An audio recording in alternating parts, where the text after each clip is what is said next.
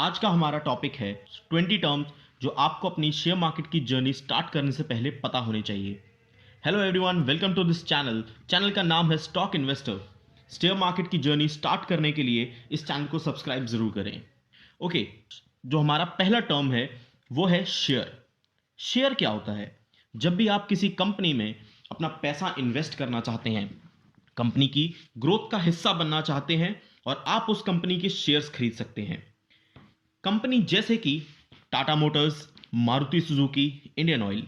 Tata Motors जिसके आज एक शेयर की वैल्यू 410 रुपए है, मारुति सुजुकी जिसके एक शेयर की वैल्यू 8400 रुपए है, या फिर इंडियन ऑयल जिसके एक शेयर की वैल्यू 82 रुपीस के आसपास है। आई होप आपको शेयर क्या होता है ये समझ में आया होगा। नेक्स्ट बात करते हैं सेक्टर की। सेक्टर क्या होता है? सेक्टर यानी वो कंपनीज जो एक जैसा या एक ही काम करती हैं, उसको हम कहते हैं सेक्टर। एग्जाम्पल के तौर पर मानते हैं auto sector, banking sector, oil sector. आइए सेक्टर को थोड़ा और डिटेल में अच्छे से समझते हैं। बात करते हैं ऑटो सेक्टर की। ऑटो यानी वो सेक्टर जहां पे कंपनीज जैसे कि Tata Motors, Maruti Suzuki, Bajaj, hero, जिनके आप टू व्हीलर्स और फोर व्हीलर्स को इस्तेमाल करते हैं, वो है हमारे ऑटो सेक्टर। इन फोर व्हीलर्स में, टू व्हीलर्स में पेट्रोल भी तो डलवाएंगे, डीजल भी तो डलवाएंगे। तो दूसरा हमारा सेक्टर, एक और मेन सेक्टर, वो है ऑयल सेक्टर। ऑयल सेक्टर जैसे कि Indian oil, Bharat petroleum, Hindustan petroleum और रिलायंस इंडस्ट्रीज। फिर इन टू व्हीलर्स, फोर व्हीलर्स को खरीदने के लिए, इनमें पेट्रोल डलाने के लिए आपको चाहिए होगा बैंक का लोन भी। तो हमारा तीसरा और मेन एक और सेक्टर है, वो है बैंकिंग सेक्टर, जिसमें हमारी बैंक जैसे कि एसबीआई, पीएनबी, आईसीआईसीआई, एचडीएफसी और भी कई बैंक्स आती हैं। आई होप आपको सेक्टर क्या होता है ये भी अच्छे समझ में आ गया होगा। चलिए अब बात करते हैं पोर्टफोलियो। आपने ये वर्ड जरूर सुना होगा कि 1 लाख का पोर्टफोलियो, 1 करोड़ का पोर्टफोलियो, 10 लाख का पोर्टफोलियो। लेकिन इसका मतलब क्या होता है? तो पोर्टफोलियो यानी एक इन्वेस्टर जो कुल अपना निवेश जो करता है अलग अलग कंपनीज में, अलग अलग जगह अलग अलग पैसा लगाता है, उसको उस आदमी का पोर्टफोलियो बोलते हैं। आमतौर पर जैसे कि हम अलग अलग कंपनीज में अपने शेयर्स खरीदते हैं, तो हम उसको अपना शेयर्स का पोर्टफोलियो बोलते हैं। इसको भी एक एग्जाम्पल के साथ समझते हैं। मान लीजिए मैंने टाटा मोटर्स के 410 रुपए पे 2 शेयर्स लिए, इंडियन ऑयल के 82 रुपीस पर 5 शेयर लिए, एसबीआई के 600 रुपए पर 2 शेयर लिए और पीएनबी के 55 रुपए पर 10 शेयर लिए। तो टोटल आप देख सकते हैं 2980 रुपए मैंने शेयर्स में इन्वेस्ट किया और ये मेरा लगभग 3000 रुपए का पोर्टफोलियो बनकर तैयार। आई होप आपको अब पोर्टफोलियो किसे बोलते हैं ये भी समझ में आ गया होगा। अब बात करते हैं कि आपको शेयर्स खरीदने हैं, सेक्टर भी समझ में आ गया है, पोर्टफोलियो भी बनाना चाहते हैं, लेकिन ये शेयर्स खरीदे कहां से और कैसे? तो इसके लिए आपको चाहिए होगा एक ब्रोकर। ब्रोकर कौन होता है? ब्रोकर होता है जो आपकी जगह आपके शेयर्स को एक्सचेंज से खरीदता है और बेचता है। इसकी जगह ये ब्रोकर जो है कुछ कमीशन ऑफ पैसे भी आपसे लेता है।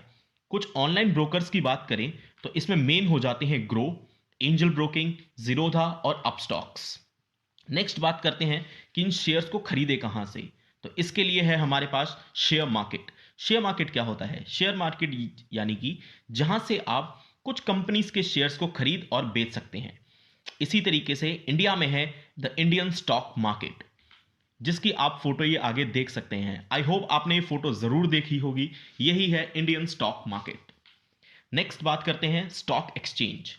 जैसा कि आप नाम से समझ सकते हैं, यहां पर शेयर्स और स्टॉक्स का एक्सचेंज होता है, यानी कि एक ट्रेडर होता है, एक इन्वेस्टर होता है और स्टॉक ब्रोकर्स यहां पर आपके शेयर्स को सेल और बाय करते हैं। इंडिया में मेनली 2 स्टॉक एक्सचेंज हैं। पहला है एनएससी यानी कि नेशनल स्टॉक एक्सचेंज और दूसरा है बीएससी यानी कि बॉम्बे स्टॉक एक्सचेंज। पहले बात करते हैं नेशनल स्टॉक एक्सचेंज की। तो नेशनल स्टॉक एक्सचेंज यहां पर ऑलमोस्ट 1600 कंपनियां लिस्टेड हैं। बात करें इसके इंडेक्स की तो आपने जरूर अखबार में और सुना होगा कि निफ्टी 50 एनएससी का एक इंडेक्स है, जहां पर सिर्फ आप निफ्टी 50 को देख करके समझ सकते हैं कि आज जो एनएससी है वो कैसा परफॉर्म कर रहा है। अगर एनएससी प्रॉफिट में है, इसका मतलब कि जो नेशनल स्टॉक एक्सचेंज पर लिस्टेड 50 टॉप कंपनीज हैं वो आज प्रॉफिट में हैं। इसी तरीके से आप एनएससी को समझ सकते हैं। अगर निफ्टी डाउन है, दैट मींस एनएससी की 50 टॉप कंपनीज आज लॉस में काम कर रही हैं। नेक्स्ट बात करते हैं बॉम्बे स्टॉक एक्सचेंज यानी बीएससी की। बीएससी पर लगभग 5300 कंपनीज जो हैं लिस्टेड हैं और यहां पर आप 5300 कंपनीज के शेयर्स को खरीद और बेच सकते हैं। बॉम्बे स्टॉक एक्सचेंज के इंडेक्स की तो ये है सेंसेक्स। सेंसेक्स यानी कि बीएससी पर टॉप 30 कंपनीज का एक ग्रुप। इसी तरीके से आप जो है सेंसेक्स से भी बीएससी को समझ सकते हैं। नेक्स्ट बात करते हैं बिड प्राइस और आस्क प्राइस। ये क्या होता है? बिड प्राइस यानी कि वो शेयर का प्राइस जो आप किसी भी शेयर के लिए देना पसंद करते हैं।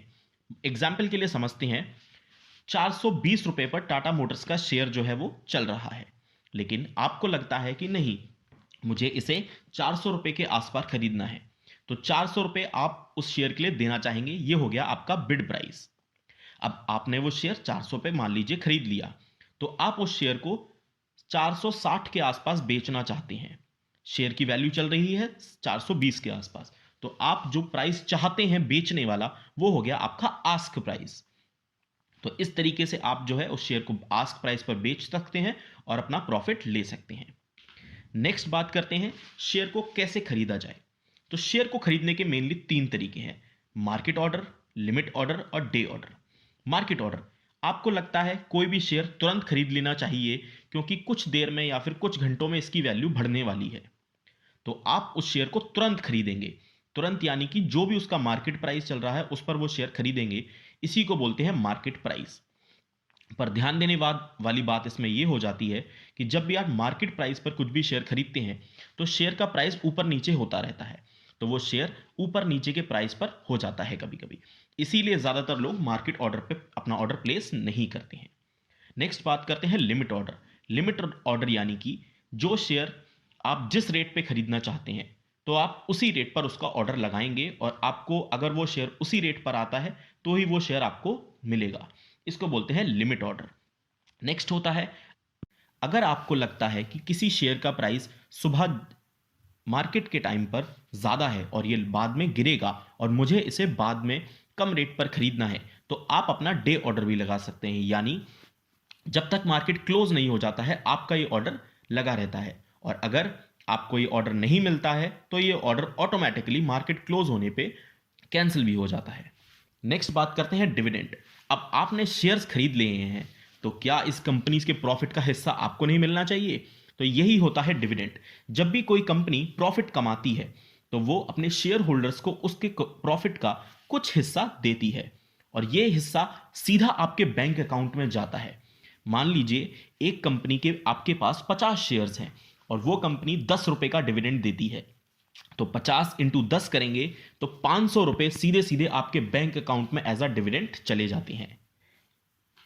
नेक्स्ट बात करते हैं बुल मार्केट और बेयर मार्केट की। आपने ये जरूर सुना होगा कि मार्केट में बुल्स हैं और बेयर्स हैं। तो बुल्स और बेयर्स क्या होते हैं? बुल यानी कि वो इन्वेस्टर्स और स्टॉक्स जो अपवर्ड ट्रेंड में जाने की काबिलियत रखते हैं, यानी कि जिनको लेकर के स्टॉक ब्रोकर्स और इन्वेस्टर्स पॉजिटिव होते हैं कि ये मार्केट में बढ़ेंगे। और वहीं पर बियरिश यानी कि बेयर मार्केट वो होता है जब इन्वेस्टर्स और स्टॉक में ये लगता है कि ये डाउन ट्रेंड में जाने वाले हैं, यानी कि यहां पर लॉस होने वाला है, तो उन स्टॉक्स को जनरली सेल किया जाता है और अपने लॉस से बचा जाता है। उसी को बोलते हैं बेयर मार्केट। नेक्स्ट बात करते हैं ट्रेडिंग वॉल्यूम और लिक्विडिटी की। ट्रेडिंग वॉल्यूम यानी कि किसी भी दिन पर एक जो शेयर है वो कितना ज्यादा ट्रेड हो रहा है, कितनी क्वांटिटी में ट्रेड हो रहा है और एक कंपनी के कितने शेयर्स खरीदे और बेचे जा रहे हैं, उसको हम बोलते हैं ट्रेडिंग वॉल्यूम।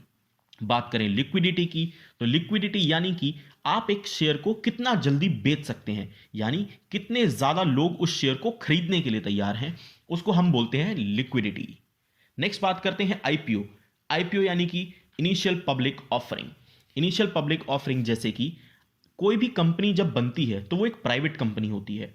अब प्राइवेट कंपनी जब फंड्स चाहती है तो वो शेयर मार्केट या फिर स्टॉक मार्केट में आकर के पब्लिक से पैसा मांगती है और पब्लिक को अपने पैसे के बदले शेयर्स ऑफर करती है कंपनी के। इसी को बोलते हैं इनिशियल पब्लिक ऑफरिंग यानी कि आईपीओ। रिसेंटली अगर बात करें तो आपने एलआईसी, पेटीएम और जोमेटो के आईपीओ के बारे में जरूर सुना होगा। Thank you for watching this video and if you like this content, hit the like button and subscribe to this channel for such amazing content. Thank you so much.